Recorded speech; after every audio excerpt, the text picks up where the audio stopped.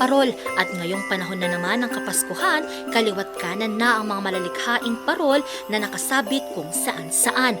May gawa sa tsinelas, gawa sa mga school supplies at iba pa. Pero sa probinsya ng Benguet, kakaiba ang kanilang ibinida, presenting their gulay parol.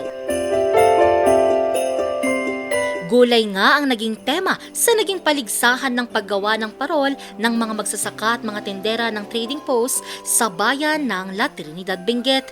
Ang mga parol na itong halos 60 kilo, inabot lang naman ng humigit kumulang 5 oras sa paggawa. Ang kwento niyan is parang inspired lang na may camaraderie, may what you call that, participation lahat na ini-encourage namin na as long as possible magpa-participate lahat yung members because that is done by the group Bugyas Bay members.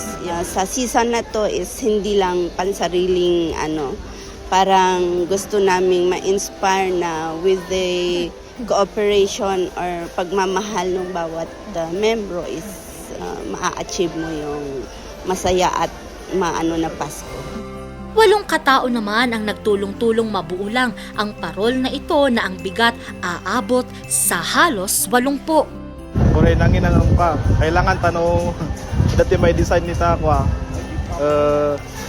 Tulong-tulong kami jay nya tilako na iso i-donate nang ang design. Importante ta na ma-promote mo tati ko.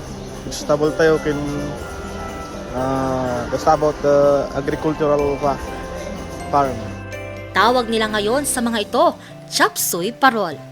Salamat tayo, promote mi mo ti natang mi.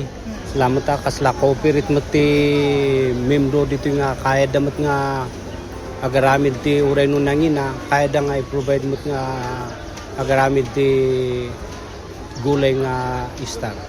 Ika nga nila, creativity goes a long way, gaya ng mga likhang ito na creative na, healthy pa.